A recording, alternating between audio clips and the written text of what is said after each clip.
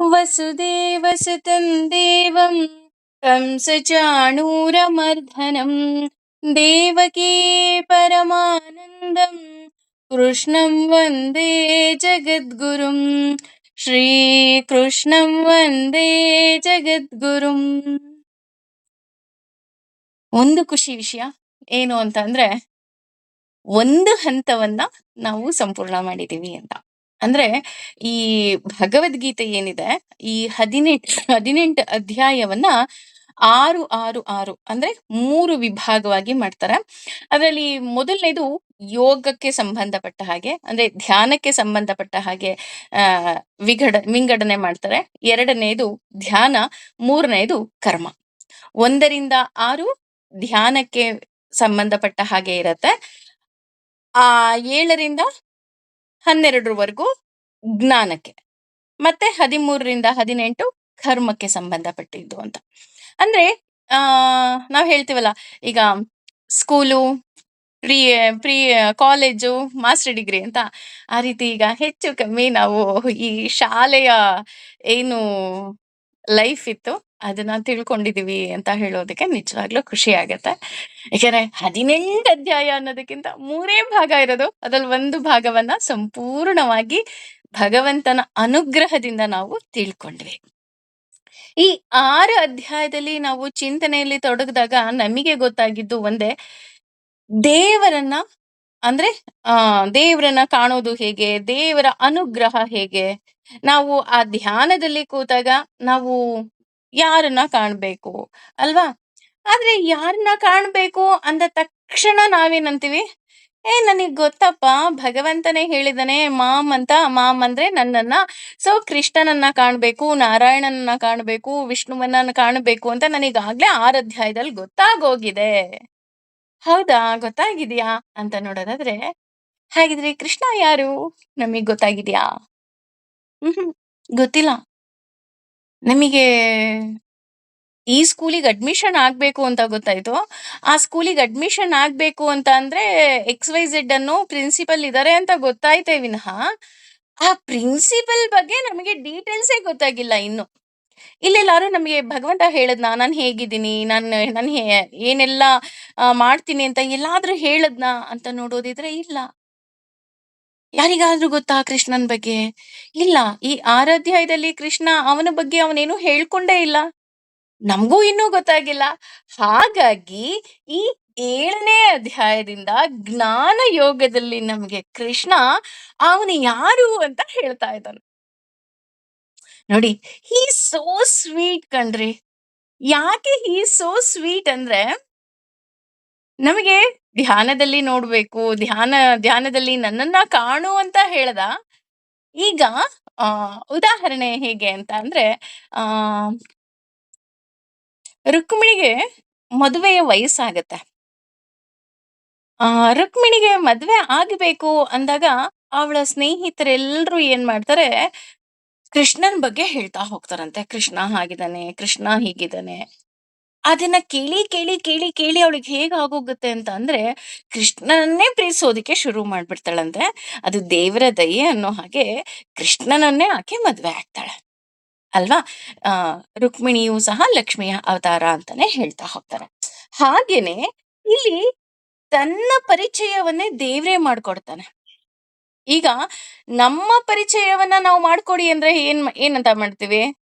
ಕೇವಲ ನೋಡಪ್ಪ, ನಾನು ಹಿಂಗ್ ಓದಿದೀನಿ, ನಾನು ಹಿಂಗಿದ್ದೀನಿ, ಅಥವಾ ನಮ್ಮ ಫೋಟೋ ಕಳ್ಸೋದು, ಈ ರೀತಿ ಆಗುತ್ತೆ ವಿನಃ, ಇಲ್ಲಿ ದೇವ್ರು ಏನ್ ಹೇಳ್ತಾ ಇದ್ದಾನೆ ಅಂತ ಅಂದ್ರೆ, ಅವನ ಮಹಿಮೆಯನ್ನ ಹೇಳ್ತಾ ಹೋಗ್ತಾನೆ. ಇಲ್ಲಿ ಅವನ ಮಹಿಮೆಯನ್ನ ಅವನೇ ಯಾಕೆ ಹೇಳ್ತಾ ಇದ್ದಾನೆ ಅಂತ ನೋಡೋದಾದ್ರೆ, ಅವನ ಮಹಿಮೆಯನ್ನ ತಿಳಿದಾಗ, ಈಗ ಉದಾಹರಣೆ, ಯಾರೋ ಓದಿದ್ದಾರೆ, ಈಗ BE ಮುಗಿಸ್ಬಿಟ್ಟಿದ್ದಾರೆ. BE ಮುಗಿಸ್ದವ್ರಿಗೆ ಕೆಲ್ಸಕ್ಕೆ ಹೋಗ್ಬೇಕು, ಕೆಲ್ಸಕ್ಕೆ ಎಲ್ಲಿ ಸೇರ್ಬೇಕು ಅಂತ ಗೊತ್ತಾಗಲ್ಲ. ಅವ್ರಿಗೆ ಯಾರೋ ಹೇಳ್ತಾರೆ, ಬೆಂಗಳೂರು ಇದೆ ಅಲ್ಲ ರೀ, ಬೆಂಗಳೂರು IT ಹಬ್, ನೀವ್ ಅಲ್ಲಿ ಹೋದ್ರೆ ನಿಮಗೆ ಒಳ್ಳೊಳ್ಳೆ ಕೆಲ್ಸ ಸಿಕ್ಕತ್ತೆ. ಹೌದಾ, ನಾನ್ ಬೆಂಗಳೂರಿಗೆ ಹೋಗ್ಬೇಕಾ? ಬೆಂಗಳೂರು ಒಳ್ಳೆ IT ಹಬ್, ಅದು ತುಂಬಾ ಹೈಫೈ ಆಗಿದೆ, ದಟ್ ಈಸ್ ಮೆಟ್ರೋ ಸಿಟಿ. ಅಷ್ಟೇ ಅಲ್ಲ, ಬೆಂಗಳೂರಲ್ಲಿ ಹಾಗಿದೆ, ಬೆಂಗಳೂರಲ್ಲಿ ಹೀಗಿದೆ. ಆ ರಾಯಲ್ಟಿ ಎಲ್ಲ ಹೇಳಿದಾಗ ಆಟೋಮೆಟಿಕಲಿ ಏನಾಗುತ್ತೆ, ಆ ಮನುಷ್ಯನಿಗೆ ನಾನು ಬೆಂಗಳೂರಲ್ಲಿ ಹೋಗಿ ಒಂದು ಒಳ್ಳೆ ಆಫೀಸಲ್ಲಿ ಕೆಲಸ ಮಾಡ್ಬೇಕಪ್ಪ ಅಂತ ಆಸೆ ಆಗತ್ತೆ. ಅಲ್ವಾ? ಅದೇ ರೀತಿ ಇಲ್ಲಿ ಭಗವಂತನ ಬಗ್ಗೆ ಭಗವಂತನೇ ಅವನ ಮಹಿಮೆ ಹೇಳಿದಾಗ ನಮಗೇನಾಗತ್ತೆ ಅಂದ್ರೆ, ಅವನ ಮೇಲೆ ಪ್ರೀತಿ ಉಂಟಾಗತ್ತೆ ರೀ. ಈಗ ನಮ್ಗ್ ಅವನ ಬಗ್ಗೆ ಏನೂ ಗೊತ್ತಿಲ್ಲ. We don't know anything about him. Still ನಾವ್ ಅವನನ್ನ ಪ್ರೀತಿಸ್ತಾ ಇದೀವಿ. ಹೇಗ್ ಪ್ರೀತಿಸ್ತಾ ಇದೀವಿ? ಒಂಥರ ಅಯ್ಯೋ! ಕೃಷ್ಣ ಅಪ್ಪ ನಾನ್ ಹೇಳಿದ್ನಲ್ಲ, ಕೃಷ್ಣ ಅಂದ ತಕ್ಷಣನೇ ನಮ್ ಮುಖದಲ್ಲಿ ಒಂದ್ ನಗು ಬರುತ್ತೆ. ಕೃಷ್ಣ ಅಂದ ತಕ್ಷಣನೇ ಮನಸ್ಸಿಗೆ ಒಂದ್ ಸಮಾಧಾನ ಆಗತ್ತೆ. ಅಷ್ಟೇ ಅಲ್ಲ, ನಾವು ವಿಷ್ಣು ಸಹಸ್ರನಾಮದಲ್ಲಿ ಕೊನೆಗೆ ಹೇಳ್ತೀವಲ್ಲ, ವನಮಾಲಿ ಗದೀಶಾಂಗಿ ಶಂಖಿ ಚಕ್ರಿ ಚನಂದಕಿ ಶ್ರೀಮಾನ್ ನಾರಾಯಣೋ ವಿಷ್ಣುರ್ವಾಸುದೇವೋಭಿರಕ್ಷತ್. ಅದ್ ಕೇಳಿದ ತಕ್ಷಣ ನಮ್ಗೇನ್ ಅನ್ಸುತ್ತೆ ಅಂದ್ರೆ, ಭಗವಂತ ಆ ಶಂಖ, ಚಕ್ರ, ಗದೆ ಎಲ್ಲವನ್ನ ಹಿಡಿದು ದುಷ್ಟಶಕ್ತಿಗಳನ್ನ ನಿರ್ಮೂಲನೆ ಮಾಡೋದಕ್ಕೋಸ್ಕರನೇ ನನ್ ಹಿಂದೆ ನಿಂತಿದ್ದಾನೆ ಅನ್ನೋ ಒಂದು ಧೈರ್ಯ ನಮಗ್ ಬರ್ತಾ ಹೋಗತ್ತೆ. ಅಲ್ವಾ? ಅದೇ ರೀತಿ ಇಲ್ಲಿ ನಮಗೆ ಭಗವಂತನ ಮಹಿಮೆಯನ್ನ ಹೇಳಿದಾಗ ಏನಾಗುತ್ತೆ, ನಮ್ಗ್ ಅವನ ಬಗ್ಗೆ ಅಪಾರವಾದ ಪ್ರೀತಿ ಬರುತ್ತೆ. ಅಪಾರವಾದ ಪ್ರೀತಿ ಹೇಗೆ? ನಿಷ್ಕಾಮವಾಗಿ. I don't want anything from him. ನಂಗ್ ಅವನಿಂದ ಏನೂ ಬೇಡಪ್ಪ. ನಾನು ಅವನನ್ನ ಪ್ರೀತಿಸ್ತೀನಿ ಅಷ್ಟೇ. ನೋಡಿ, ಇಲ್ಲಿ ನಾವ್ ಇಷ್ಟು ದಿನ ನಾನು ಅದನ್ನೇ ಹೇಳೋದು. ಭಕ್ತಿ ಅಂದ್ರೇನೆ ಪ್ರೀತಿ. ನೀವು ಪ್ರೀತಿ ಇದ್ದಾಗ ಏನ್ ಮಾಡ್ತೀರಾ? ನಿಮ್ಗೆ ಜ್ವರ ಇರ್ಲಿ, ನಿಮಗ್ ಏನೇ ಇರ್ಲಿ, ನೀವ್ ಎದ್ದು ಅಡಿಗೆ ಮಾಡ್ತೀರಾ. ನಿಮ್ ಪ್ರೀತಿ ಪಾತ್ರರು ಬಂದ ತಕ್ಷಣ ಎದ್ದೋ ಕಾಫಿ ಮಾಡ್ಕೊಡ್ತೀರಾ. ಕೊನೆ ಪಕ್ಷ ಇರು ಹಣ್ಣಿದೆ ಅಂತ ಹಣ್ಣು ಹೆಚ್ಚಿಕೊಡ್ತೀರಾ. ಅಲ್ವಾ? ಹಾಗೇನೆ ಇಲ್ಲಿ ಭಗವಂತನ ಬಗ್ಗೆ ನಾವು ಅರಿತು ಪ್ರೀತಿ ಮಾಡಿದಾಗ, ಇದು ಯಾರೋ ಫೋರ್ಸ್‌ಫುಲಿ ನಿಮಗ್ ತುಂಬೋದಲ್ಲ. ಇಲ್ಲ ರೀ, ನೀವ್ ಇದನ್ನ ಪೂಜೆ ಮಾಡ್ಲೇಬೇಕು. ಈ ಪೂಜೆ ಮಾಡಿದ್ರೆ ದುಡ್ಡು ಬಂದ್ಬಿಡತ್ತೆ, ಕಾಸು ಬಂದ್ಬಿಡತ್ತೆ. No, not like that. ಭಗವಂತನ ಬಗ್ಗೆ ನಿಮಗೆ ನೀವೇ ಅರಿತು, ನೀವಾಗೆ ನೀವು ಅವನನ್ನ ಪ್ರೀತಿಸಿದಾಗ, ನಿಷ್ಕಾಮ ಅಂದ ತಕ್ಷಣ ನಂಗೇನು ಬೇಡಪ್ಪ. ಇಲ್ಲ ಮೇಡಮ್ ಹೇಳಿದ್ದಾರೆ ನಂಗೇನು ಬೇಡ. Not like that.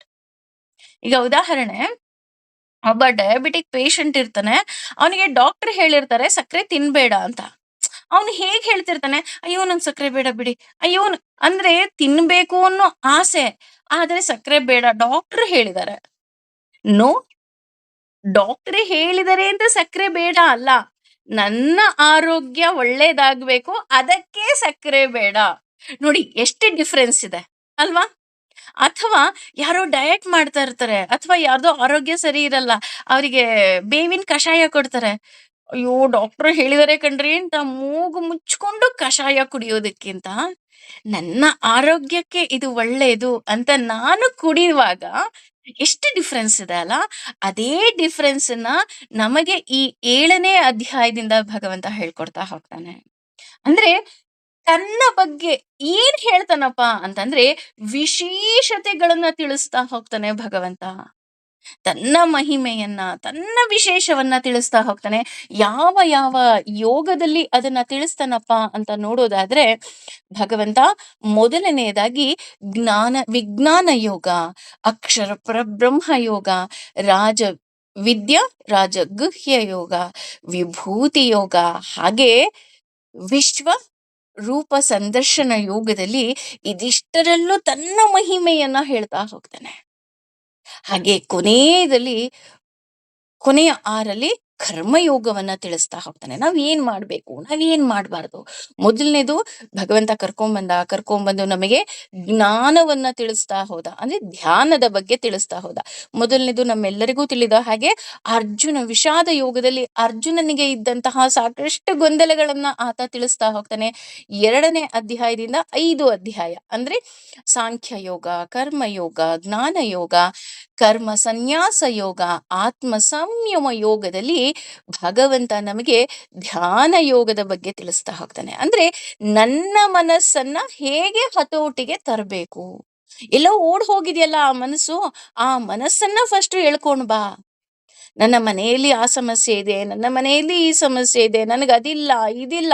We are having so many complaints. But ಭಗವಂತ ಹೇಳ್ತಾರೆ, ನಿನ್ನ ಕಂಪ್ಲೇಂಟ್ಸ್ ಅದು ಯಾವುದೂ ಅಲ್ಲ, ನಿನ್ನ ಮನಸ್ಸೇ ದೊಡ್ಡ ಕಂಪ್ಲೇಂಟು.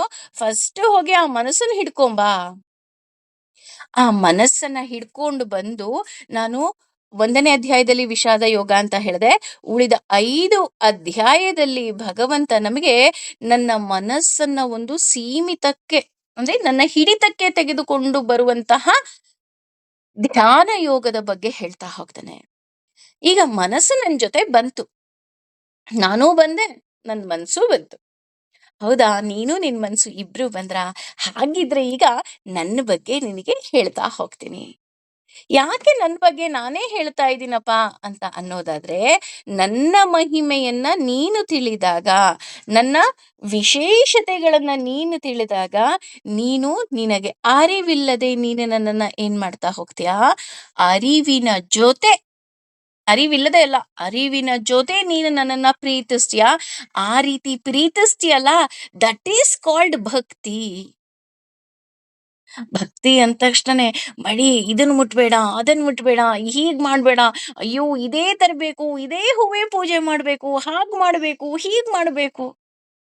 ಹೇಗೂ ಇಲ್ಲ ರೀ. ನೀನು ಮಾಡುವಂತಹ ಇಚ್ಛೆಯೇ ನನಗೆ ಪೂಜೆ ಇದ್ದ ಹಾಗೆ. ಕೇವಲ ಅದನ್ನ ನಿನ್ನ ಮನಸ್ಪೂರ್ವಕವಾಗಿ, ಅಂದ್ರೆ ಮನಸ್ಸನ್ನ ಹಿಡ್ಕೊಂಡು ಬಂದು ಆ ಮನಸ್ಸಿನ ಜೊತೆ ನೀನು ನನ್ನನ್ನ ಆರಾಧನೆ ಮಾಡ್ತೀಯಲ್ಲ ಮನಸ್ಸಿನಲ್ಲಿ, that is more than enough for me. ದುಡ್ಡಿಲ್ಲ, ಅಯ್ಯೋ ಯಾರೋ ಆಹ್, ಕಲ್ಯಾಣೋತ್ಸವ ಮಾಡಿಸ್ತಾರಂತೆ, ಯಾರೋ ಉತ್ಸವ ಮಾಡಿಸ್ತಾರಂತೆ, ಯಾರೋ ಆ ಪೂಜೆ ಮಾಡ್ತಾರಂತೆ, ಯಾರೋ ಈ ಪೂಜೆ ಮಾಡ್ತಾರಂತೆ. ನೀನೇನು ಮಾಡ್ಬೇಡ.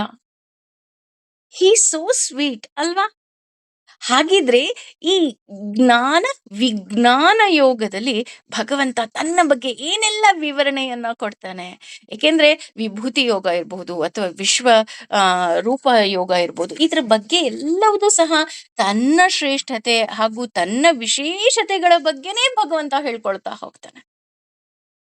ಅಂದ್ರೆ when we knew the person, ಈಗ ಯಾವುದೋ ಒಂದು ಶಾಲೆಗೆ ಸೇರಿಸ್ಬೇಕಾದ್ರೆ ಆ ಶಾಲೆ ಅವರು ಮೊದಲನೇ ದಿನ ಇಂಟ್ರಡ್ಯೂಸ್ ಕ್ಲಾಸ್ ಅಂತ ಹೇಳ್ತಾರೆ. ಅವಾಗ ಅವರು ಅವ್ರ ಶಾಲೆ ಬಗ್ಗೆ ಅವರೇ ಹೇಳ್ಕೊಡ್ತಾರೆ ಅಲ್ವಾ? ಬೇರೆಯವ್ರು ಯಾರೋ ಪ್ರಮೋಟ್ ಮಾಡೋದಿಲ್ಲ, ಬೇರೆ ಶಾಲೆಯವ್ರು ಬಂದು ಬೇರೆ ಶಾಲೆ ಬಗ್ಗೆ ಪ್ರಮೋಟ್ ಮಾಡೋದಲ್ಲ. ಆ ಶಾಲೆ ಬಗ್ಗೆ ಆ ಶಾಲೆಯವರೇ ಪ್ರಮೋಟ್ ಮಾಡ್ತಾರೆ. ನೋಡಿ ನಮ್ ಸ್ಕೂಲಲ್ಲಿ ಇಂಥ ಲ್ಯಾಬ್ ಇದೆ, ಇಂಥ ಟೀಚರ್ಸ್ ಇದ್ದಾರೆ, ನೋಡಿ ಇವರೆಲ್ಲ ಟೀಚರ್ಸ್ಗಳು, ಇವರೆಲ್ಲ ಇಷ್ಟೊಂದು ಸರ್ಟಿಫಿಕೇಟ್ಸ್ ತಗೊಂಡಿದ್ದಾರೆ, ಇಷ್ಟೊಂದು ಗೋಲ್ಡ್ ಮೆಡಲ್ಗಳು ತಗೊಂಡಿದ್ದಾರೆ, ಇಷ್ಟೆಲ್ಲ ಫೆಸಿಲಿಟೀಸ್ ಕೊಡ್ತೀವಿ, ಇಲ್ಲಿ ಕೆಲಸ, ಇಲ್ಲಿ ಓದಿದ ಮೇಲೆ ಇಂಥ ಕಡೆ ಕೆಲಸ ಸಿಕ್ಕತ್ತೆ, ಈ ರೀತಿ ನಮಗೆ ಹೇಳ್ತಾರೆ. ಯಾಕೆ ಹೇಳ್ತಾರೆ? ನಮಗೆ ಧೈರ್ಯ ಬಂದು ನಮ್ಮ ಮಕ್ಕಳನ್ನ ಶಾಲೆಗೆ ಸೇರಿಸ್ಬೇಕು ಅಂತ ಅಲ್ವಾ? ಅದೇ ರೀತಿ ಇಲ್ಲಿ ಭಗವಂತ ತನ್ನ ಬಗ್ಗೆನೇ ಹೇಳ್ಕೊಳ್ತಾ ಇದ್ದಾನೆ. ಯಾಕೆ ಅಂತ ಅಂದ್ರೆ, ನೀನು ನಿನ್ನ ಮನಸ್ಸನ್ನ ನನ್ನಲ್ಲಿ ಹಿಡಿತ ಮಾಡು, ಅಂದ್ರೆ ನನ್ನನ್ಗೆ ಸಮರ್ಪಣೆ ಮಾಡು ಅಂತ ಹೇಳ್ತಾರಲ್ಲ. ಆ ಭಗವಂತ ನಮಗೆ ಹೆಜ್ಜೆ ಹೆಜ್ಜೆಗೆ, ಅದಕ್ಕೆ ಹೇಳೋದು ಕೃಷ್ಣಂ ಒಂದೇ ಜಗದ್ಗುರುಂ ಅಂತ. ಆ ಜಗದ್ಗುರುವಾದ ಕೃಷ್ಣ ನಮಗೆ ಏನೆಲ್ಲ ಹೇಳ್ತಾ ಇದ್ದಾನೆ ಅಂತ ನೋಡೋದಾದ್ರೆ, ಮೊದಲನೇ ಶ್ಲೋಕದಲ್ಲಿ ಹೇಳ್ತಾ ಇದ್ದಾನೆ, ಭಗವಾನ್ ವಾಚ, ಅಂದ್ರೆ ಭಗವಂತನೇ ಹೇಳ್ತಾ ಇದ್ದಾನೆ. ಏನ್ ಹೇಳ್ತಾ ಇದ್ದಾನೆ ಭಗವಂತ?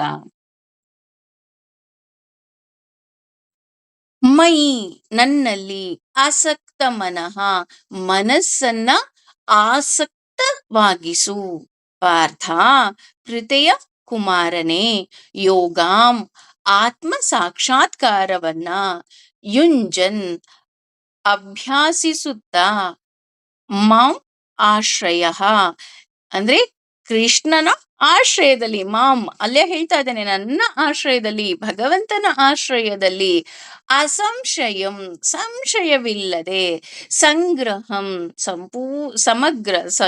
ಸಮಗ್ರಂ ಸಂಪೂರ್ಣವಾಗಿ, ಮಾಂ ನನ್ನನ್ನು, ಯಥಾ ಹೇಗೆ, ಜ್ಞಾಸಸಿ ಅಂದ್ರೆ ನೀನು ತಿಳಿಯಬಲ್ಲೆ, ತತ್ ಅದನ್ನು, ಶೃಣು ಆಲಿಸಲು ಪ್ರಯತ್ನಿಸು. ಅಂದ್ರೆ ಪ್ರತಿಯೊಂದು ಭಗವಂತ ನಮಗೆ ಎಳೆ ಎಳೆಯಾಗಿ, ಎಳೆಯ ಮಗುವಿಗೆ ಹೇಗೆ ನಾವು ಪಾಠವನ್ನ ಹೇಳ್ಕೊಡ್ತೀವೋ ಆ ರೀತಿ ಇಲ್ಲಿ ಮಗುವಿಗೆ ಪಾಠ ಹೇಳೋ ಹಾಗೆ ಹೇಳ್ತಾ ಇದ್ದಾನೆ. ಮೊದಲನೇದಾಗಿ ಇಲ್ಲಿ ಹೇಳ್ತಾ ಇರೋದು ಪಾರ್ಥ, ಅಂದ್ರೆ ಪೃಥ್ವಿಯ ಮಗನೇ, ಅಂದ್ರೆ ಕುಂತಿ ಪುತ್ರನೇ. ಇಲ್ಲಿ ಕುಂತಿ ಪುತ್ರ ಅಂತಾನೆ ಪದೇ ಪದೇ ಯಾಕೆ ಭಗವಂತ ಹೇಳ್ತಾನೆ ಅಂತ ಅಂದ್ರೆ, ನಾನು ಇದನ್ನ ಸಾಕಷ್ಟು ಬಾರಿ ಹೇಳಿದ್ರಿ, ಬಟ್ ಸ್ಟಿಲ್ ಒನ್ಸ್ ಅಗೇನ್ ಇದು ರಿಪೀಟ್ ಆಗತ್ತೆ. ಕುಂತಿ ತನ್ನ ಯುದ್ಧವೆಲ್ಲ ಅಂದ್ರೆ ಆ ಕುರುಕ್ಷೇತ್ರ ಯುದ್ಧ ಎಲ್ಲ ಮುಗಿಯುತ್ತೆ. ಮುಗಿದ್ಬಿಟ್ಟು ಇನ್ನೇನು ಕೃಷ್ಣ ವಾಪಸ್ಸು ತನ್ನ ರಾಜ್ಯಕ್ಕೆ ಹೋಗ್ಬೇಕು ಅಂದಾಗ ಕುಂತಿನ್ ಕೇಳ್ತಾನೆ, ಅಮ್ಮ ನಿನಗೇನ್ ಬೇಕು ಕೇಳು. ಯಾಕೆಂದ್ರೆ ಸೋದರತ್ತೆ ಅಲ್ಲ, ಏನ್ ಬೇಕು ನಿಂಗ್ ಕೇಳು. ಆಗ ಆಕೆ ಮತ್ತೆ ಕೇಳೋದು ಒಂದೇ, ನನಗ್ ಕಷ್ಟ ಕೊಡು. ಅವನಿಗೆ ಆಶ್ಚರ್ಯ ಆಗುತ್ತೆ. ಎಲ್ಲ ಏನೇನೋ ಬೇಕು ಅಂದ್ರೆ ನೀನೇನಮ್ಮ ನೀನು? ಕಷ್ಟ ಕೊಡು ಅಂತ ಕೇಳ್ತೀಯಲ್ಲ. ಯಾಕೆ ನಿನ್ ಕಷ್ಟ ಬೇಕು ಅಂತ ಕೇಳ್ತೀಯಾ? ಅಂತ ಕೃಷ್ಣ ಕೇಳ್ತಾನೆ. ಆಗ ಕುಂತಿ ಎಷ್ಟು ಸುಂದರವಾಗಿ ಉತ್ತರಿಸ್ತಾಳೆ ಅಂತ ಅಂದ್ರೆ, ನೋಡು ನೀನು ಸುಖವನ್ನ ಕೊಟ್ಬಿಟ್ರೆ ನಾನು ಬಹುಶಃ ಆ ಸುಖದಲ್ಲಿ ನಿನ್ನನ್ನ ಮರೆತು ಬಿಡ್ಬೋದು. ಹಾಗಾಗ್ಬಾರ್ದು. ನಾನು ಯಾವತ್ತೂ ಸಹ ನಾನು ಈ ಭೂಮಿ ಮೇಲೆ ಎಷ್ಟು ದಿನ ಇರ್ತೀನಿ, ಅಷ್ಟು ದಿನ ನಾನು ನಿನ್ನನ್ನ ಪ್ರತಿ ದಿನ, ಪ್ರತಿ ಕ್ಷಣ ನಾನು ನಿನ್ನನ್ನ ಜ್ಞಾಪಿಸ್ಕೋಬೇಕು. ಹಾಗೆ ಜ್ಞಾಪಿಸ್ಕೋಬೇಕು ಅಂದಾಗ ನನಗ್ ಕಷ್ಟ ಬರ್ಬೇಕು. ಯಾಕೆಂದ್ರೆ ಕಷ್ಟ ಬಂದಾಗೆಲ್ಲ ನಾನ್ ನಿನ್ನನ್ನ ಜ್ಞಾಪಿಸ್ಕೊಳ್ತೀನಿ.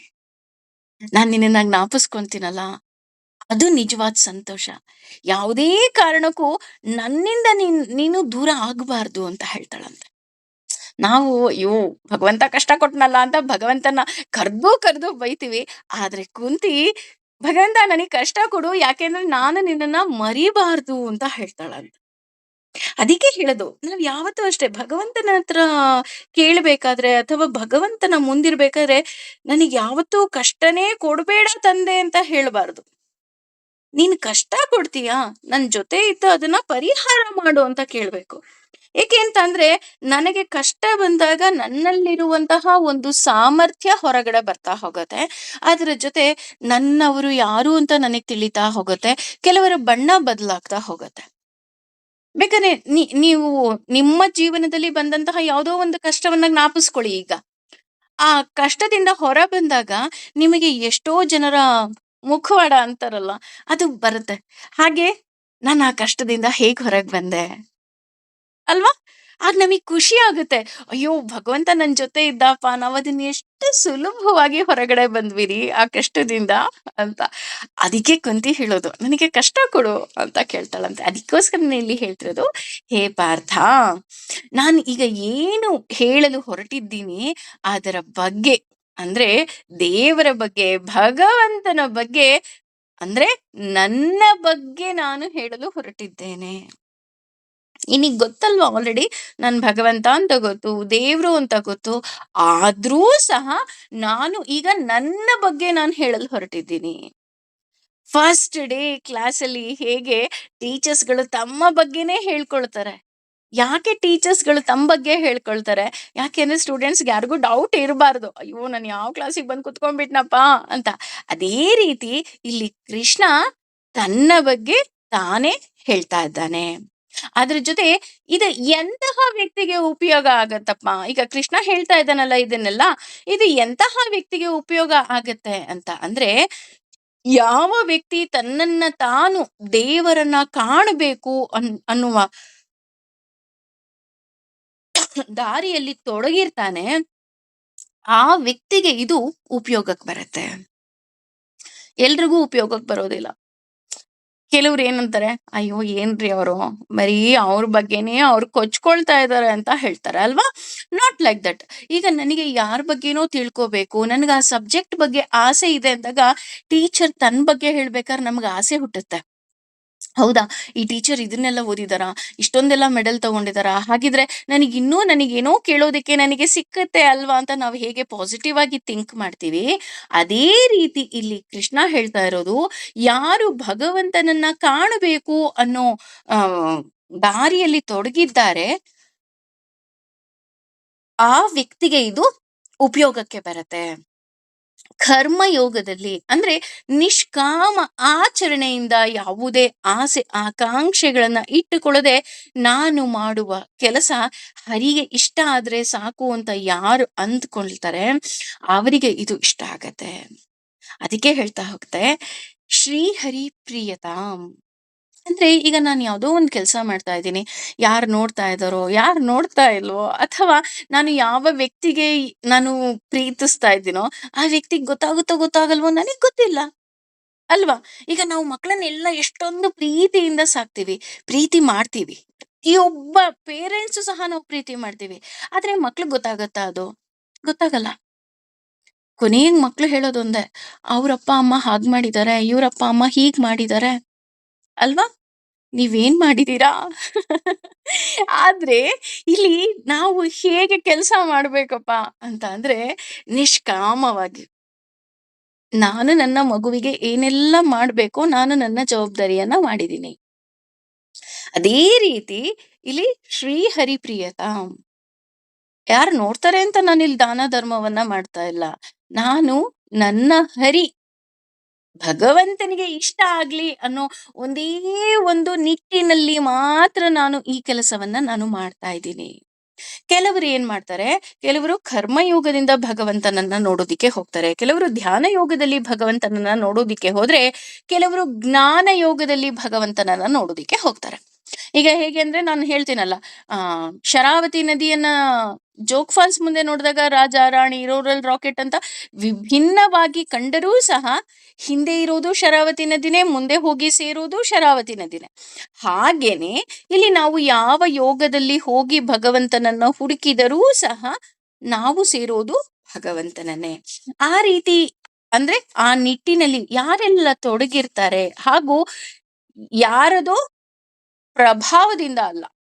ಅಂದ್ರೆ ಕರ್ಮಯೋಗ, ಧ್ಯಾನ ಯೋಗ, ಜ್ಞಾನ ಯೋಗ. ಇದು 3 ಹೇಗಿರ್ಬೇಕು ಅಂದ್ರೆ ತಾನಾಗೆ ಆಸಕ್ತಿ ಹೊಂದಿ ನಾನು ಭಗವಂತನನ್ನ ಕಾಣಬೇಕು ಅನ್ನೋರಿರ್ತಾರಲ್ಲ, ಅವರಿಗೆ ಇದು ಉಪಯೋಗ ಆಗತ್ತೆ.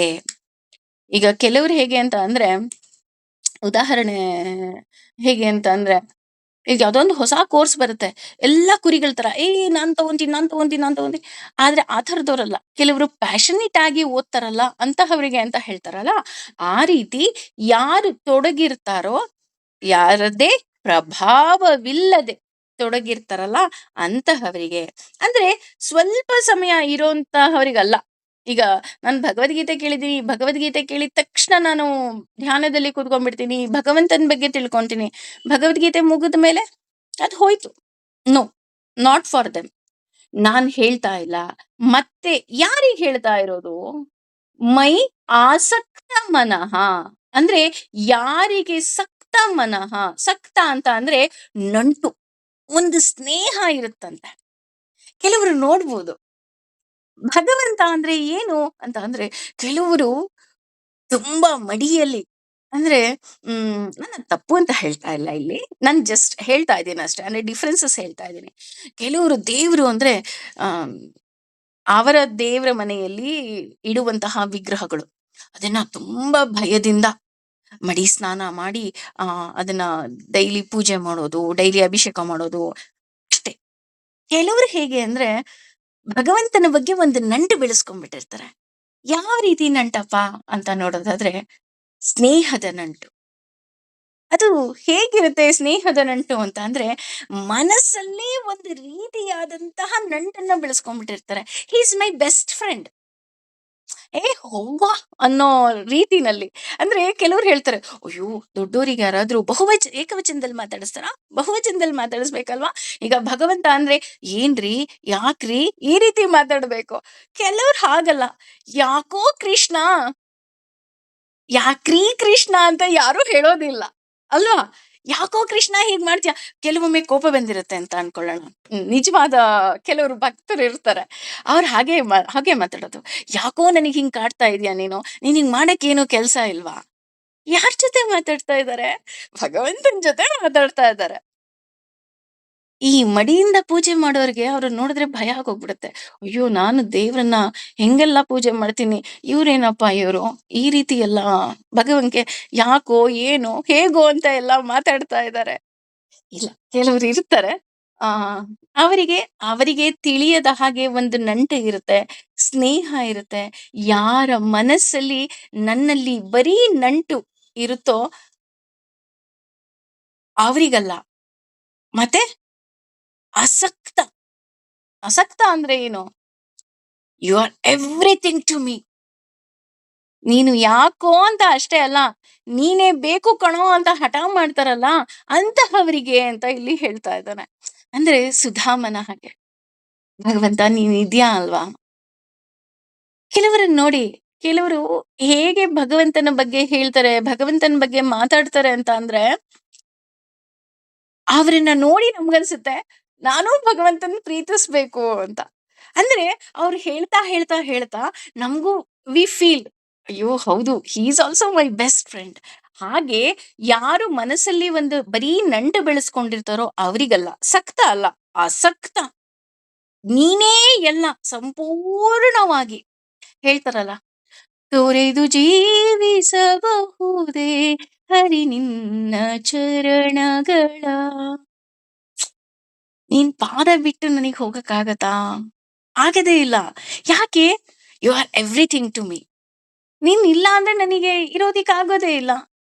ನೀನ್ ಬೇಕು ನನಗೆ. ಅಂದ್ರೆ ನೀನ್ ಬೇಕು ಅನ್ನೋದಕ್ಕಿಂತ ನೀನೇ ಬೇಕು. ಹೇಳ್ತೀವಲ್ಲ, ಅದಕ್ಕೋಸ್ಕರನೇ ಭಕ್ತಿನ ಪ್ರೀತಿ ಅಂತ ಅನ್ನೋದು. ಯಾಕೆ ಅಂದ್ರೆ ಪ್ರೀತಿಯಲ್ಲಿ ಒಂದು ಏನಂತಾರೆ, ಆ ನೀನೇ ಬೇಕು ಅನ್ನೋ ಒಂದು ಆಸೆ, ಆ ನಂಟು, ಆ ಮೋಹ ಎಲ್ಲ ಇರುತ್ತೆ. ಇಲ್ಲಿ ಮೋಹ ನನ್ನದು ಅನ್ನೋದೆಲ್ಲ ಇದ್ರೂನು ಅಲ್ಲಿ ಎಲ್ಲೂ ನನ್ನದೇ ಅನ್ನೋದಿರೋದಿಲ್ಲ. ಈಗ ನಾನು ಭಗವಂತನನ್ನ ನೋಡ್ಬೇಕು, ಭಗವಂತನ ಬಗ್ಗೆ ತಿಳ್ಕೋಬೇಕು ಅಂದಾಗ ನನಗನ್ಸುತ್ತೆ ನಾನು ಕೃಷ್ಣನಿಗೆ ಸೇರಿದವಳು ಅಷ್ಟೇ. ಕೃಷ್ಣ ನನಗ್ ಸೇರಿದವನ? ಖಂಡಿತ ಅಲ್ಲಪ್ಪ. ಕೃಷ್ಣ ಎಲ್ರಿಗೂ ಸೇರಿದವನು. ನೋಡಿ, ಅಲ್ಲಿ ನನ್ನದು ಅನ್ನೋದಿದೆ, ಆದ್ರೆ ಮೋಹ ಇಲ್ಲ. ಅದೇ ರೀತಿ ನನಗ್ ನೀನೇ ಬೇಕು ಅನ್ನೋದಿದೆ ಅಲ್ಲ, ಅದು ಭಕ್ತಿ. ನಾನ್ ನಿನ್ನವಳು ಕೃಷ್ಣ, ನಾನ್ ಸಂಪೂರ್ಣವಾಗಿ ನಿನ್ನವಳು. ನನ್ನ ಯಾವ ನಿಟ್ಟಿನಲ್ಲಿ ನೀನ್ ಕರ್ಕೊಂಡು ಹೋಗ್ತೀಯೋ ಕರ್ಕೊಂಡು ಹೋಗು, ನನ್ನನ್ ಧರ್ಮ ಮಾರ್ಗದಲ್ಲಿ ನಡ್ಸು. ನೀನು ಬಿಟ್ರೆ ನನಗ್ ಬೇರೆ ಯಾರೂ ಗತಿ ಇಲ್ಲ. ಆದ್ರೆ ನಾನು ನಿನ್ನವಳೇ ವಿನಃ ನೀನು ನನ್ನವನಲ್ಲ. ಅಲ್ವಾ? ಎಲ್ಲರಿಗೂ ಸೇರಿದ್ದಾನೆ ಭಗವಂತ. ಎಲ್ರೂ ಭಗವಂತನನ್ನ ಪ್ರೀತಿಸ್ಬೇಕು. ಭಗವಂತನ ಭಕ್ತರು ಇನ್ನೊಬ್ಬ ಭಕ್ತನನ್ನ ನೋಡಿ ಎಂದೂ ಹೊಟ್ಟೆ ಕಿಚ್ಚುಪಡೋದಿಲ್ಲ. ಅಥವಾ ಇನ್ನೊಬ್ಬ ಭಕ್ತನಿಗೆ ಭಗವಂತ ಏನೋ ಕೊಟ್ಟಿದ ತಕ್ಷಣ ಅವನು ಹೊಟ್ಟೆ ಕಿಚ್ಚುಪಡಲ್ಲ. ಯಾಕೆ ಹೊಟ್ಟೆ ಕಿಚ್ಚುಪಡೋದಿಲ್ಲ? ನಾವು ಕಳೆದ ಆ ಯೋಗಗಳಲ್ಲಿ ತಿಳ್ಕೊಂಡ್ಬಿಟ್ಟಿದೀವಿ. ನನ್ಗೆ ಹೇಗೆ ಸಂತೋಷ ಆಗುತ್ತೋ ಹಾಗೆ ಅವನು, ನನಗೆ ಹೇಗ್ ದುಃಖ ಆಗುತ್ತೋ ಹಾಗೆ ಅವರಿಗೆ ಅಂತ ನಾನು ತಿಳ್ಕೊಂಡ್ಬಿಟ್ಟಿರೋದ್ರಿಂದ, ಬೇರೆ ಭಕ್ತರಿಗೆ ನೀನು ಯಾವುದೇ ರೀತಿಯಾದಂತಹ ಪ್ರೀತಿ ಕೊಟ್ರು ನನಗೆ ಕೋಪ ಬರೋದಿಲ್ಲ, ಬೇಜಾರಾಗೋದಿಲ್ಲ. ಯಾಕೆ? ನನಗೆ ಕೊಟ್ರು ನನಗೆ ಅಷ್ಟೇ ಖುಷಿ ಆಗತ್ತೆ ಅಲ್ವಾ? ಹಾಗಾಗಿ ಇಲ್ಲಿ ಭಕ್ತಿ, ಐ ವಾಂಟ್ ಯು ಅಷ್ಟೇ. ನನಗ್ ನೀನು ಬೇಕು. ನಾನು ನಿನ್ನವಳು, ಈ ಜೀವ ನಿನ್ನದು. ಯಾಕೆ ಅಂದ್ರೆ ನೀನು ನನಗೋಸ್ಕರ ಈ ಜೀವವನ್ನ ಕೊಟ್ಟಿದ್ದೀಯಾ. ನಾನ್ ಜೀವಿಸೋದಿಕ್ಕೋಸ್ಕರ ಕೊಟ್ಟಿದೀಯ ಅಲ್ವಾ? ನಾನ್ ಜೀವಿಸ್ತೀನಿ. ಹೇಗೆ ಜೀವಿಸ್ತೀನಿ? ನಾನು ನಿನ್ನನ್ನ ಪ್ರೀತಿಸ್ತಾ ಜೀವಿಸ್ತೀನಿ. ಅದಕ್ಕೆ ಹೇಳೋದು, ಯಾರನ್ನಾರು ನಾವು ಪ್ರೀತಿಸ್ಬೇಕು ಅಂದ್ರೆ ನಿಷ್ಕಾಮವಾಗಿ ಕೇವಲ ಭಗವಂತನನ್ನ, ಅದ್ರಲ್ಲೂ ಕೃಷ್ಣನನ್ನ ಪ್ರೀತಿಸ್ಬೇಕಂತೆ, ಬೇರೆ ಯಾರನ್ನೂ ಪ್ರೀತಿಸ್ಬಾರ್ದಂತೆ. ಯಾರನ್ನೇ ಪ್ರೀತಿಸಿದ್ರು ಅವರೆಲ್ಲ ಕೈಕೊಟ್ಟು ಹೋಗ್ಬಿಡ್ತಾರೆ ಕಣ್ರಿ. ಅಲ್ವಾ? ಗಂಡ, ಮನೆ, ಮಕ್ಕಳು ಎಲ್ರೂ ಅಷ್ಟೇ. ಎಲ್ಲರೂ ಸಹ ನಮ್ಮ ಪ್ರಯಾಣದಲ್ಲಿ ಸ್ವಲ್ಪ ದಿನದ ಪ್ರಯಾಣಿಕರು. ಆದ್ರೆ ಕೃಷ್ಣನ ಭಕ್ತಿ ಏನಿದೆ ಅದು ನಿರಂತರ. ಹಾಗಾಗಿ ದೇವ್ರೇ ಬೇಕು, ನೀನೇ ಬೇಕು ಅಂತ ಯಾರೆಲ್ಲ ಕೇಳ್ತಾರೆ ಅಲ್ಲಿ ಬಹಳ ಮುಖ್ಯ ಅಂತ ಹೇಳ್ತಾರೆ. ಇಲ್ಲಿ ಭಗವಂತ ಇನ್ನೂ ಒಂದ್ ಹೇಳ್ತಾ ಇದ್ದಾನೆ. ಇಲ್ಲಿ ನಾನ್ ಹೇಳ್ತಾ ಇದ್ದೀನಿ, ಕೃಷ್ಣ ನೀನೇ ಬೇಕು. ಕೆಲವರು ಇರ್ತಾರೆ, ಭಾವ ಇರುವುದಿಲ್ಲ, ಆದ್ರೆ ಬೂಟಾಟಿಕೆ ಇರತ್ತೆ ಅಂತ ಹೇಳ್ತಾರೆ. ಹೇಗೆ ಅಂತಂದ್ರೆ, ಕೆಲವರು ಇರ್ತಾರೆ, ಆ ಕೃಷ್ಣನನ್ನ ಆರಾಧನೆ ಮಾಡ್ತಾರೆ.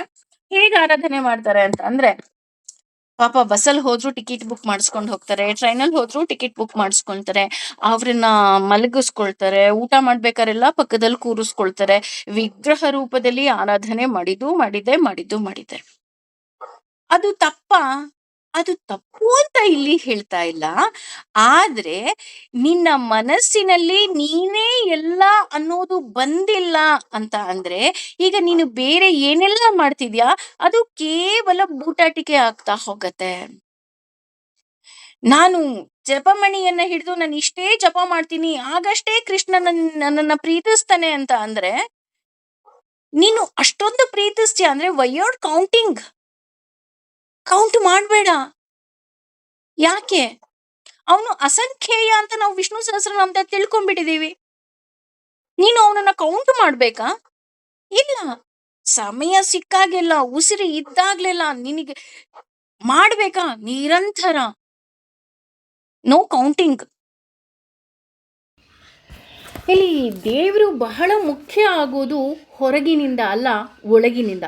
ಅಂದರೆ ಸ್ನಾನ, ಪೂಜೆ ಅಥವಾ ಜಪ ತಪ ಇದೆಲ್ಲವುದೂ ಮಾಡಿದರೂ ಸಹ ನೀನು ನಿನ್ನ ಒಳಗಡೆ ಭಗವಂತನನ್ನು ಕಾಣಲಿಲ್ಲ ಅಂದರೆ ಅದೆಲ್ಲವುದೂ ಸಹ ಈಗ ಹೇಗೆ ಫೇಕ್ ಅಂತ ಹೇಳ್ತೀವಿ ಆ ರೀತಿ ಆಗ್ತಾ ಹೋಗುತ್ತೆ ಅಂತ ಇಲ್ಲಿ ಹೇಳ್ತಾ ಹೋಗ್ತಾರೆ. ಅದಕ್ಕೋಸ್ಕರ ಇಲ್ಲಿ ಭಗವಂತ ಹೇಳ್ತಾ ಇದ್ದಾನೆ, ಮದಾಶ್ರಯ. ಮದಾಶ್ರಯ ಅಂತಂದರೆ ದೇವರನ್ನು ಬಿಟ್ಟು ಬದುಕಲು ಆಗಲ್ಲ. ಮದಾಶ್ರಯ ಅಂತ ಹೇಳ್ತಾರೆ. ಅವನು ಕೊಡಲಿಲ್ಲ ಅಂದರೆ ನನ್ನ ಬಳಿ ಏನೂ ಇರೋದಕ್ಕೆ ಸಾಧ್ಯವೇ ಇಲ್ಲ. ಇವತ್ತು ನನ್ನ ಬಳಿ ಏನೆಲ್ಲ ಇದೆ, ಮನೆ ಇರಬಹುದು, ಸಂಬಂಧಗಳಿರಬಹುದು, ಅಥವಾ ನನ್ನ ನೇಮ್, ಫೇಮ್, ಕೀರ್ತಿ, ಹೆಸರು ಏನೆಲ್ಲ ಇದೆ ಅದೆಲ್ಲವುದೂ ಸಹ ಅವನ ಆಶ್ರಯದಿಂದ, ಅವನು ಕೊಟ್ಟಿದ್ದರಿಂದ ನನ್ನ ಬಳಿ ಇದೆಯೇ ವಿನಃ ಅವನು ಕೊಡಲಿಲ್ಲ ಅಂದರೆ ನನ್ನ ಬಳಿ ಏನೂ ಇಲ್ಲ. ಅಷ್ಟೇ ಅಲ್ಲ ರೀ, ಅವನು ನನ್ನನ್ನು ಕಣ್ಣಲ್ಲಿ ಕಣ್ಣಿಟ್ಟು ನೋಡ್ಕೊಳ್ತಾ ಇದ್ದಾನೆ. ಅದಕ್ಕೋಸ್ಕರ ಜಸ್ಟ್ ಐ ವಾಂಟ್ ಹಿಮ್. ಯಾಕೆಂದರೆ ಯಾರೂ ಸಹ ನನ್ನನ್ನು ಕಣ್ಣಲ್ಲಿ ಕಣ್ಣಿಟ್ಟು ನೋಡ್ಕೊಳ್ಳೋದಕ್ಕೆ ಸಾಧ್ಯವೇ ಇಲ್ಲ. ಕೇವಲ ನನ್ನ ಭಗವಂತ ಮಾತ್ರ ನನ್ನನ್ನು ಕಣ್ಣಲ್ಲಿ ಕಣ್ಣಿಟ್ಟು ನೋಡ್ಕೊಳ್ಳೋದಕ್ಕೆ ಸಾಧ್ಯ. ಹಾಗೆ ತಿಳಿದಾಗ ಅಂತಹ ಭಕ್ತರು ನನ್ನನ್ನು ಹೇಗೆ ತಿಳಿತಾರೆ ಅಂತ ಹೇಳ್ತಾ ಇದ್ದೀನಿ ಅಂತ ಇಲ್ಲಿ ಭಗವಂತ ಹೇಳ್ತಾ ಹೋಗ್ತಾನೆ. ಹಾಗೆಯೇ ಇಲ್ಲಿ ಹೇಗೆ ಅಂತ ಅಂದರೆ ಅಸಂಶಯಂ, ಅಂದರೆ ಸಂಶಯವಿಲ್ಲದ ಹಾಗೆ ನಾನು ನಿನಗೆ ಹೇಳ್ತಾ ಇದ್ದೀನಿ. ನಾನು ನಿನಗೆ ಏನೆಲ್ಲ ಹೇಳ್ತೀನಿ ಅದನ್ನು ನೀನು ಕೇಳಿದ ಮೇಲೆ ನಿನಗೆ ಯಾವುದೇ ರೀತಿಯಾದಂತಹ ಸಂಶಯ ನಿನಗೆ ಇರೋದಿಲ್ಲ. ಅದಕ್ಕೋಸ್ಕರನೇ ಇಲ್ಲಿ 2ನೇ ಸಾಲಲ್ಲಿ ಹೇಳ್ತಾ ಇರೋದು ಅಸಂಶಯಂ ಸಮಗ್ರಂ ಮಾಮ್ ಅಂದರೆ ನನ್ನನ್ನು ಯಾರು ತಿಳಿತಾರೋ ಅವರಿಗೆ ಯಾವುದೇ ಕಾರಣಕ್ಕೆ ಸಂಶಯ ಇರೋದಿಲ್ಲ. ಇಲ್ಲಿ ಸಮಗ್ರಂ ಅಂತ ಇಲ್ಲಿ ಭಗವಂತ ಹೇಳ್ತಾ ಇದ್ದಾನೆ. ಸಮಗ್ರಂ ಅಂತ ಅಂದರೆ ಸಂಪೂರ್ಣ, ಸರಳವಾಗಿ ಹಾಗೂ ಪೂರ್ಣವಾಗಿ ಅಂತ. ಇಲ್ಲಿ ಪೂರ್ಣತೆ ಅಂದರೆ ನನಗೆ ಎಲ್ಲವೂ ಸಿಕ್ಕಿಬಿಡುತ್ತಾ ಅಂತ ನೋಡೋದಾದರೆ ಅವರವರ ಯೋಗ್ಯತೆಗೆ ತಕ್ಕ ಹಾಗೆ ಪೂರ್ಣತೆಯನ್ನು ಕೊಡ್ತಾ ಹೋಗ್ತಾನೆ. ಈಗ ಉದಾಹರಣೆ 1 kg ಬಾಕ್ಸ್ನ ನಾನು ತೊಗೊಂಡೆ ಅಂತ ಅಂದರೆ ಅಲ್ಲಿ ನಾನು 1 kgಯಷ್ಟು ಬೇಳೆಯನ್ನು, ಅಕ್ಕಿಯನ್ನು ಹಾಕೋದಕ್ಕೆ ಸಾಧ್ಯ. ಅದಕ್ಕಿಂತ ಹೆಚ್ಚಿಗೆ ಹಾಕೋದಕ್ಕೆ ಸಾಧ್ಯನಾ? ಇಲ್ಲ ಅಲ್ವಾ? ಹಾಗಾಗಿ ಆ ಬಾಕ್ಸ್ ಅಂದರೆ ಆ ಡಬ್ಬ ಎಷ್ಟು ತುಂಬುತ್ತೋ ಅಷ್ಟನ್ನೂ ಸಹ ನಾನು ಪೂರ್ಣತೆಯನ್ನು ನಾನು ನಿನಗೆ ತುಂಬಿದ್ದೀನಿ. ಉದಾಹರಣೆ, ಈಗ PhD ಓದ್ತಾ ಇದ್ದಾರೆ ಅಂತ ಅಂದರೆ ಅವ್ರು ತುಂಬ ತಿಳ್ಕೊಂಡಿದ್ದಾರೆ ಅಂತ ಅಲ್ವಾ? ಹಾಗಂತ LKGಗೆ ಬಂದು ಆ LKG ಮಗುಗೆ ಅವ್ರಿಗೆ ಏನೆಲ್ಲ ಗೊತ್ತಿದೆ ಅದನ್ನೆಲ್ಲ ಹೇಳಿದ್ರೆ ಆ LKG ಮಗುಗೆ ಏನಾದರೂ ಅರ್ಥ ಆಗತ್ತಾ? ಇಲ್ಲ ಅಲ್ವಾ?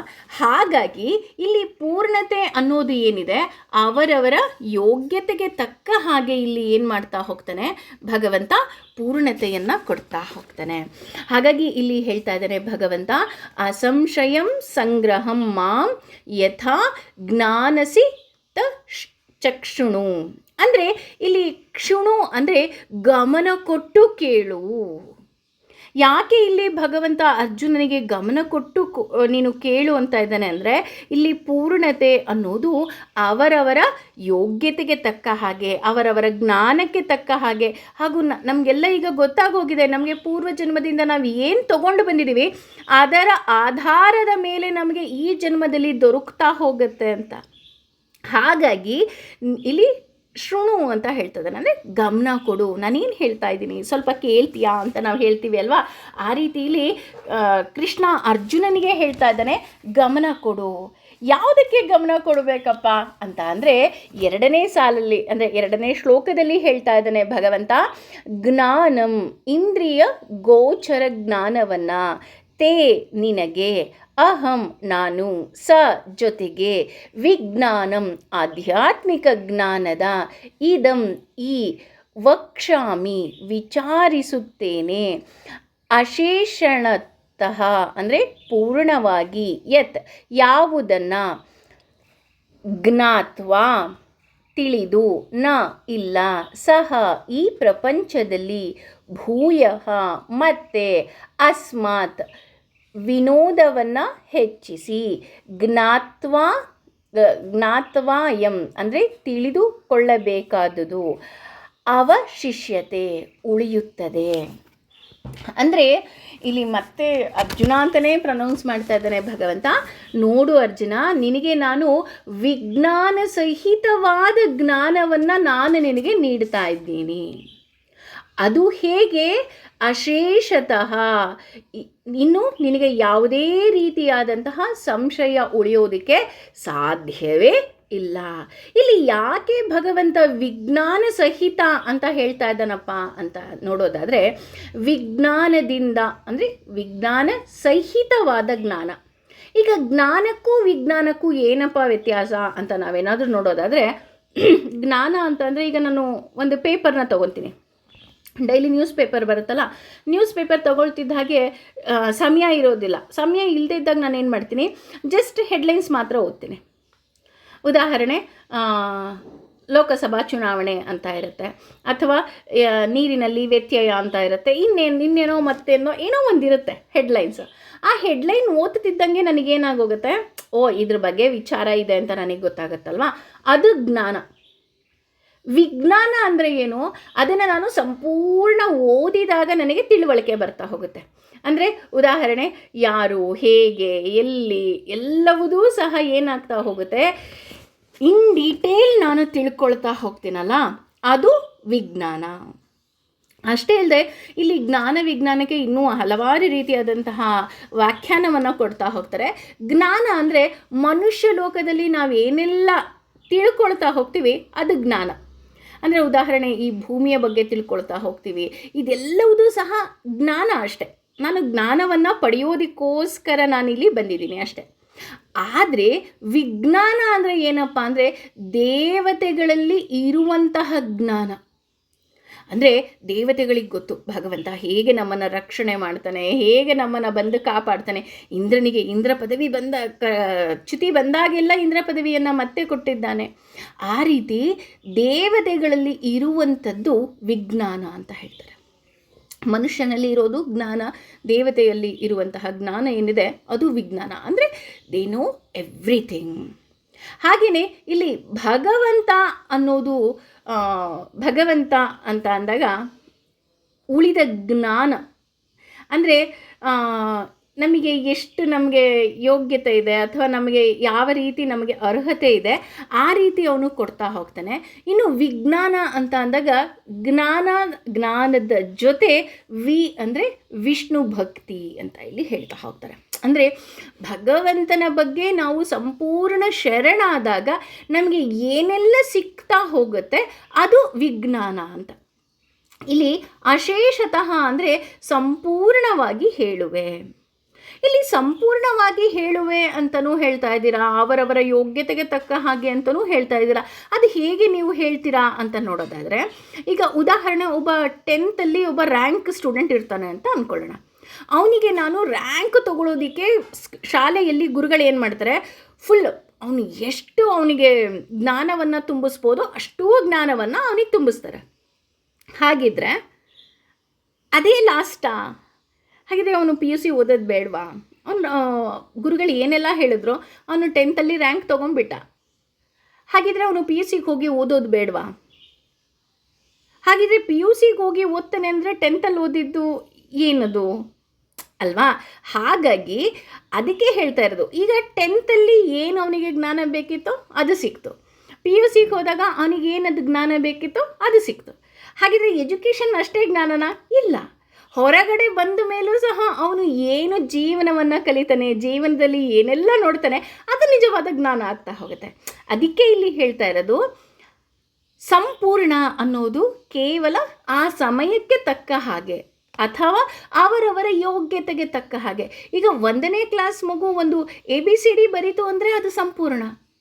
ಹಾಗಂತ SLC ಮಗು ABCD ಬರೆದ್ರೆ ಅದು ಸಂಪೂರ್ಣ ಆಗೋದಕ್ಕೆ ಸಾಧ್ಯನೇ ಇಲ್ಲ ಅಲ್ವಾ? ಆ ರೀತಿ ಇಲ್ಲಿ ಅವರವರ ಯೋಗ್ಯತೆಗೆ ತಕ್ಕ ಹಾಗೆ. ವಿಶೇಷ ಅಂದರೆ ಅದು ನಮಗೆ ಗುರುಮುಖೇನ ತಿಳಿಯಬೇಕು ಅಂತ ಹೇಳ್ತಾ ಹೋಗ್ತಾನೆ.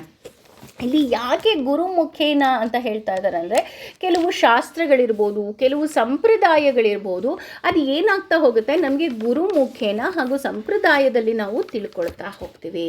ಹಾಗೆಯೇ ಇಲ್ಲಿ 3ನೇ ಪಾದದಲ್ಲಿ ಭಗವಂತ ಹೇಳ್ತಾ ಹೋಗ್ತಾನೆ, ಯಜ್ಞಾತ್ವಾ ನೇಹ ಅಂದರೆ, ಯಜ್ಞಾತ್ವಾ ನೇಹ ಅಂದರೆ ನಾನು ನಿನಗೆ ಇವಾಗ ಏನು ಹೇಳಲು ಹೊರಟಿದ್ದೀನಿ ಅಂದರೆ ಏನು ಹೇಳ್ತಾ ಇದ್ದಾನೆ ಅಂತ ಆಗಲೇ ಮೊದಲನೇ ಹೇಳ್ಬಿಟ್ಟಿದ್ದಾನೆ, ಗಮನ ಕೊಡು ಅಂತ. ಅದನ್ನೇ ಇಲ್ಲಿ ಹೇಳ್ತಾ ಹೋಗ್ತಾನೆ ಭಗವಂತ. ಯಜ್ಞಾತ್ವಾ ನೇಹ ಭೂಯೋ ನೇತ್ ಜ್ಞಾತವ್ಯ ವ ಶಿಷ್ಯತೆ ಅಂದರೆ, ಮತ್ತೆ ನಿನಗೆ ಕೇಳುವುದು ಏನೂ ಸಹ ಉಳಿಯೋದಿಲ್ಲ. ಅಂದರೆ ಇದು ನಾನು ಅದಕ್ಕೋಸ್ಕರನೇ ಇದನ್ನು ಹೇಳೋದು, ಈ 7ನೇ ಅಧ್ಯಾಯದಿಂದ ನಮಗೆ ಏನು ಬರುತ್ತೆ ಇದನ್ನು ಜ್ಞಾನಯೋಗ ಅಂತಲೇ ಡಿವೈಡ್ ಮಾಡ್ತಾ ಇರೋದರಿಂದ, ಇಲ್ಲಿ ಭಗವಂತ ನಮಗೆ ಈ ಉಳಿದ 6 ಅಧ್ಯಾಯದಲ್ಲಿ ಏನು ಕೊಡ್ತಾನೆ ಅದು ನಮಗೆ ಸಂಪೂರ್ಣವಾಗಿ ಯಾವುದೇ ರೀತಿಯಾದಂತಹ ಸಂಶಯವಿಲ್ಲದ ಹಾಗೆ ನಾವು ಬದುಕೋದಕ್ಕೆ ನಮಗೆ ಏನೆಲ್ಲ ಬೇಕೋ ಆ ಎಲ್ಲವನ್ನು ಭಗವಂತ ಕೊಡ್ತಾ ಹೋಗ್ತಾನೆ. ಹಾಗಾಗಿ ಈ ಭೂಮಿಗೆ ನಾವು ಯಾಕೆ ಅವತರಿಸಿ ಬಂದ್ವಿ ಅಂದರೆ, ಯಾಕೆ ಹುಟ್ಟಿ ಬಂದ್ವಿ, ಅವತರಿಸೋದು ಭಗವಂತ, ಕ್ಷಮೆ ಇರಲಿ. ಇಲ್ಲಿ ನಾವು ಯಾಕೆ ಭೂಮಿಗೆ ಹುಟ್ಟು ಬಂದ್ವಿ ಅದು ನಮಗೆ ಸಾರ್ಥಕವಾಗ್ತಾ ಹೋಗುತ್ತೆ. ಈ ಜನ್ಮದ ಫಲ ಏನಿದೆ ಅದು ನನಗೆ ದೊರಕ್ತಾ ಹೋಗುತ್ತೆ. ಯಾಕೆ ಈ ಜನ್ಮದ ಫಲ ಅಂತ ಅಂದರೆ, ಕೇವಲ ಜ್ಞಾನ ಮಾತ್ರ ನಮ್ಮ ಜೊತೆ ಬರ್ತಾ ಹೋಗುತ್ತೆ, ಇನ್ನಾವುದೂ ಸಹ ನಮ್ಮ ಮುಂದಿನ ಜನ್ಮಕ್ಕೆ ಬರೋದಿಲ್ಲ. ಈ ಭೂಮಿ ಏನಿದೆ ಇದು ಒಂದು ಪಾಠಶಾಲೆ ಅಂತ ಹೇಳ್ತಾರೆ. ನಾವು ಅಂದ್ಕೊಂಡಿದ್ವಿ ಇಷ್ಟು ದಿನ ಈ ಭೂಮಿಗೆ ಭಗವಂತ ಈ ಆತ್ಮವನ್ನು ಕೇವಲ ಒಂದು ಟ್ರಿಪ್ ಥರ ಕಳಿಸಿದ್ದಾನೆ. ಜಸ್ಟ್ ಈ ಭೂಮಿಗೆ ಬಂದಿದ್ದೀನಿ, ನಾನು ಎಂಜಾಯ್ ಮಾಡ್ಕೊಂಡು ಹೋಗಬೇಕು. ಈಗ ಹೇಗೆ ಮಗು ಒಂದು ಎಂಜಾಯ್ ಮಾಡ್ಕೊಂಡು ಬರುತ್ತೆ ಟ್ರಿಪ್ಪಲ್ಲಿ, ನಾನು ಆ ಥರ ಅಂತ ಅಂದ್ಕೊಂಡ್ಬಿಟ್ಟಿದ್ದೀನಿ. No no no, it is not like that.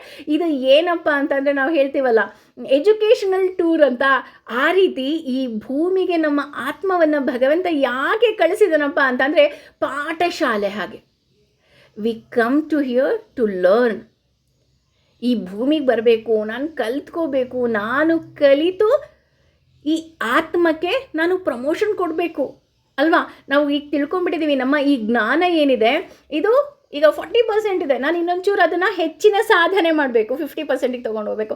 ಯಾವಾಗ ನಾನು 100% ಮುಟ್ತೀನಿ ಅವತ್ತು ಭಗವಂತ ನನಗೆ ಮೋಕ್ಷವನ್ನು ಕರುಣಿಸ್ತಾನೆ. ಅಲ್ಲಿಯವರೆಗೂ ಸಹ ನನ್ನ ಆತ್ಮಕ್ಕೆ ಯಾವುದೇ ರೀತಿಯಾದಂತಹ ಮೋಕ್ಷ ದೊರಕೋದಿಲ್ಲ.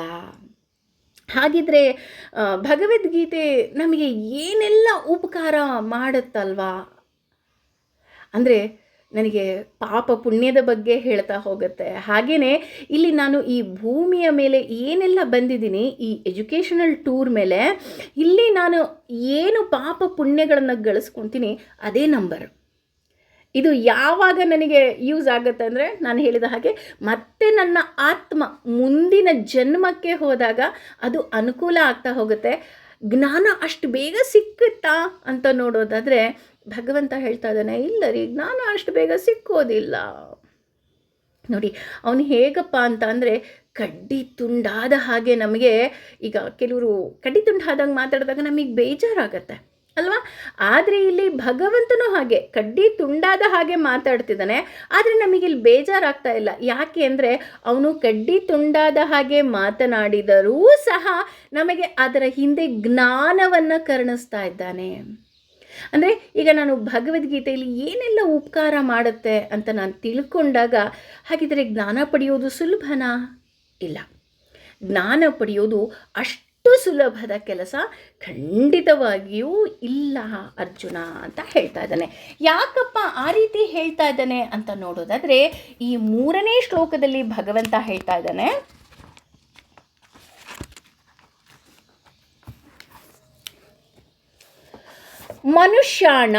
ಮನುಷ್ಯರ ಸಹಸ್ರೇಷು ಅನೇಕ ಸಾವಿರಗಳಲ್ಲಿ ಕಶ್ಚಿತ್ ಯಾರು ಒಬ್ಬನು ಯಥತಿ ಪ್ರಯತ್ನಿಸುತ್ತಾನೆ ಸಿದ್ಧಯೇ ಪರಿಪೂರ್ಣವಾಗಿ ಯಥಾತಾಂ ಹಾಗೆ ಪ್ರಯತ್ನಿಸುವವರಲ್ಲಿ ಅಪಿ ನಿಜವಾಗಿಯೂ ಸಿದ್ಧಾನಾಂ ಪರಿಪೂರ್ಣತೆಯನ್ನು ಸಾಧಿಸುವವರಲ್ಲಿ ಕಶ್ಚಿತ್ ಯಾರೋ ಒಬ್ಬರು ಮಾಂ ನನ್ನನ್ನು ವೇತ್ತಿ ತಿಳಿಯುತ್ತಾನೆ ತತ್ವತಃ, ಅಂದರೆ ವಾಸ್ತವಿಕವಾಗಿ.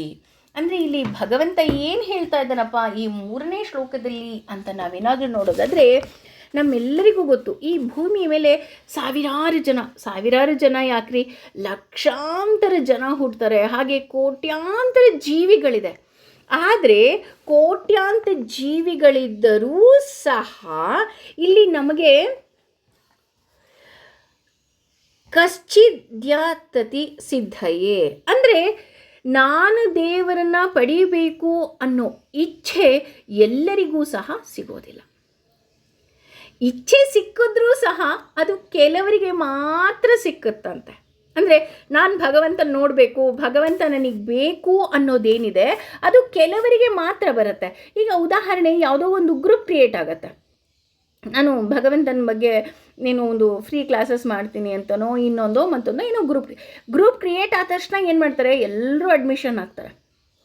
ಒಂದು 100, 150, 200, ವಾವ್ 200 ಜನ ಇದ್ದಾರಲ್ಲಪ್ಪ ನಮ್ಮ ಗ್ರೂಪಲ್ಲಿ ಅಂತ ನೋಡೋಕ್ಕೆ ಹೋದರೆ ಕ್ಲಾಸಿಗೆ ಬರೋರೆಷ್ಟು? ಅದರಲ್ಲಿ ಒಂದು 40% ಬರ್ತಾರೆ. ಹೌದಾ, 40% ಜನಕ್ಕೆ ಇಂಟ್ರೆಸ್ಟ್ ಇತ್ತಾ? ಇಲ್ಲ ರೀ, ಅದರಲ್ಲಿ ಒಂದು 10 to 15% ಅಷ್ಟೇ ರೆಗ್ಯುಲರ್ ಆಗಿರ್ತಾರೆ. ಆ 10 to 15% ರೆಗ್ಯುಲರ್ ಆಗಿದ್ದರೂ ಸಹ ಅದರಲ್ಲಿ ಒಬ್ರಿಗೋ ಇಬ್ರಿಗೋ ನಾವು ಮಾಡಿದಂತಹ ಎಲ್ಲ ಆ ಪಾಠದ ಸಾರ ಅರ್ಥ ಆಗ್ತಾ ಹೋಗುತ್ತೆ. ಹಾಗೆಯೇ ಇದು ಕೇವಲ ಅವನ ಇಚ್ಛೆ ದೊರೆತಾಗ ಮಾತ್ರ ಸಿಗ್ತಾ ಹೋಗುತ್ತೆ. ಇದಕ್ಕೆ ಉದಾಹರಣೆ ಹೇಗೆ ಕೊಡ್ತಾರೆ ಅಂತ ಅಂದರೆ, ಈಗ ಅಮ್ಮ ಇದ್ದವಳು ಒಬ್ಬರಿಗೆ ದುಡ್ಡು ಕೊಡ್ತಾರೆ ಅಂತ ಅಂದ್ಕೊಳ್ಳೋಣ.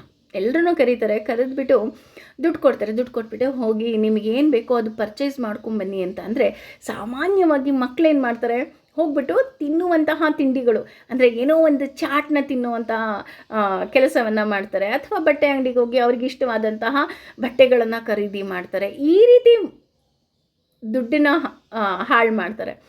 ಆದರೆ ಎಲ್ಲೋ ತಿಳಿದವರು ಮಾತ್ರ ಏನು ಮಾಡ್ತಾರೆ, ಅಯ್ಯೋ ಇಲ್ಲಪ್ಪ ಅಮ್ಮ ದುಡ್ಡು ಕೊಟ್ಟಿದ್ದಾರೆ, ಇದನ್ನು ಸರಿಯಾಗಿ ಯೂಸ್ ಮಾಡಬೇಕು ಅಂತ ಏನು ಮಾಡ್ತಾರೆ, ಗೋಲ್ಡ್ ಶಾಪ್ಗೆ ಹೋಗಿ ಗೋಲ್ಡನ್ನ ತಗೊಳ್ತಾರೆ ಅಲ್ವಾ. ಉದಾಹರಣೆ, ನಾವು ಒಂದು ಸ್ಟ್ರೀಟ್ಗೆ ಹೋದಾಗ ಅಲ್ಲಿ ಸ್ಟ್ರೀಟ್ ಫುಡ್ ಅಂತ ಏನಿರುತ್ತೆ, ಅಲ್ಲಿ ಜನ ಗಿಜ ಗಿಜ ಗಿಜ ಗಿಜ ಅಂತ ಜನ ಇರ್ತಾರೆ. ಬಂಗಾರದ ಅಂಗಡಿಯಲ್ಲಿ ಆ ರೀತಿ ಇರ್ತಾರಾ? ಇರೋದಿಲ್ಲ. ಹಾಗಂತ ಬಂಗಾರದ ವ್ಯಾಲ್ಯೂ ಕಮ್ಮಿನಾ? ಇಲ್ಲ. ಬಂಗಾರದ ಬೆಲೆ ತಿಳಿದವನು ಮಾತ್ರ ಆ ಅಂಗಡಿಗೆ ಹೋಗ್ತಾನೆ. ಅದೇ ರೀತಿ ಇಲ್ಲಿ ಸಾವಿರಾರು ಜನ ಇದ್ದರೂ, ಲಕ್ಷಾಂತರ ಜನ ಹುಟ್ಟಿದರೂ ಸಹ ಭಗವಂತನ ಬಗ್ಗೆ ತಿಳಿದುಕೊಳ್ಳಲು ಕೆಲವೇ ಜನ ಆಸಕ್ತಿ ಪಡ್ತಾರೆ. ಆ ಕೆಲವೇ ಜನರಲ್ಲಿ ಇನ್ನು ಕೆಲವರು ಮಾತ್ರ ಏನಾಗ್ತಾ ಹೋಗುತ್ತೆ, ಅದರ ಬೆಲೆ ಗೊತ್ತಾಗ್ತಾ ಹೋಗುತ್ತೆ. ಉಳಿದವರಿಗೆ ಯಾಕೆ ಬರ್ತಾ ಇಲ್ಲ ಅಂತ ನೋಡೋದಾದರೆ, ಅವರಿಗೆ ದೇವರ ಬಗ್ಗೆ ಜ್ಞಾನ ಇರೋದಿಲ್ಲ. ಹೌದು, ನಾನು ಭಗವದ್ಗೀತೆ ಓದಬೇಕು, ಭಗವದ್ಗೀತೆಯಲ್ಲಿರುವಂತಹ ಎಲ್ಲ ಜ್ಞಾನವನ್ನು ನಾನು ಪಡಿಬೇಕು, ಅಷ್ಟೇ ಅಲ್ಲ ಭಗವಂತ ಅಂದರೆ ನನಗೆ ತುಂಬ ಇಷ್ಟ, ಅವನು ಏನೆಲ್ಲ ಇದ್ದಾನೆ ಅದೆಲ್ಲವುದೂ ನನಗೆ ಬೇಕು ಅಂತ ತಿಳಿದುಕೊಳ್ಳೋದು ಬಹಳ ಬಹಳ ಬಹಳ ಕಮ್ಮಿ ಜನ. ಅದನ್ನೇ ಇಲ್ಲಿ ಭಗವಂತ 2ನೇ ಸಾಲಲ್ಲಿ ಹೇಳ್ತಾ ಇದ್ದಾನೆ, ಯತಥಾಮಪಿ ಸಿದ್ಧಾನಾಂ ಕಶ್ಚಿನಾಂ ವೇತಿ ತತ್ಪತಃ. ಅಂದರೆ ನಾಟ್ ಓನ್ಲಿ ನಮಗೆ ಕೇವಲ ಆಸೆ ಇದ್ದರೆ ಮಾತ್ರ ಸಾಕಾ? ಭಗವಂತನ ಬಗ್ಗೆ ತಿಳ್ಕೋಬೇಕು ಅಂದರೆ ಆಸೆ ಸಾಕಾ? ಇಲ್ಲ ರೀ, ಆಸೆ ಇದ್ದರೆ ಸಾಲಲ್ಲ, ಕೆಲವರಿಗೆ ಜ್ಞಾನ ಬೇಕು. ಆದರೆ ಎಲ್ರಿಗೂ ಜ್ಞಾನ ಸಿಕ್ಕುತ್ತಾ? ಇಲ್ಲ, ಎಲ್ಲರಿಗೂ ಸಹ ಆ ಸರಿಯಾದ ಜ್ಞಾನ ಏನಿದೆ ಅದು ಸಿಕ್ಕೋದಿಲ್ಲ. ಈಗ ಉದಾಹರಣೆ, ಕೆಲವರು ಸ್ಟ್ರೀಟ್ ಫುಡ್ಡಲ್ಲಿ ಬರೀ ಸ್ಟ್ರೀಟ್ ಫುಡ್ ತಿಂತಾಯಿದ್ರು, ಕೆಲವರು ಮಾತ್ರ ಗೋಲ್ಡ್ ಶಾಪಿಗೆ ಹೋದರು. ಆದರೆ ಕೆಲವರು ಆ ಗೋಲ್ಡ್ ಶಾಪಿಗೆ ಹೋದವರು ಗೋಲ್ಡಲ್ಲೇ ನಿಂತ್ಕೊಂಡ್ಬಿಟ್ರು. ಇನ್ನು ಕೆಲವರು ತಿಳಿದವರು ಮಾತ್ರ ಹೇಗೆ ಡೈಮಂಡ್ ಪರ್ಚೇಸ್ ಮಾಡೋಕ್ಕೆ ಹೋಗ್ತಾರೆ. ಯಾಕೆ ಅಂದರೆ ಅವರಿಗೆ ಅದ್ರ ಬಗ್ಗೆ ಸಂಪೂರ್ಣ ಜ್ಞಾನ ಇರುತ್ತೆ ಅಲ್ವಾ. ಇಲ್ಲದೇ ಇದ್ದವ್ರು ಏನು ಮಾಡ್ತಾರೆ, ಮಾಮೂಲಿ ಹರಳಿನ ನೆಕ್ಲೆಸನ್ನು ಗೋಲ್ಡಲ್ಲಿರುತ್ತೆ, ಅದನ್ನು ತೊಗೊಂಡು ಬಂದುಬಿಡ್ತಾರೆ. ಎಲ್ಲರೂ ಗೋಲ್ಡ್ ನೆಕ್ಲೆಸ್ ತೊಗೊಳ್ಲಿಕ್ಕೆ, ಎಲ್ಲರೂ ಡೈಮಂಡ್ ನೆಕ್ಲೆಸ್ ತೊಗೊಳ್ಲಿಕ್ಕಾಗತ್ತಾ? ಆಗಲ್ಲ. ಯಾರಿಗೆ ಅದರ ವ್ಯಾಲ್ಯೂ ಗೊತ್ತಿದೆ ಅದು ಮಾತ್ರ ತಗೊಳ್ಳೋದಕ್ಕೆ ಸಾಧ್ಯ. ಹಾಗೆಯೇ ದೇವರ ಸರಿಯಾದ ಜ್ಞಾನ ಬರೋದು ತುಂಬ ಕಷ್ಟ.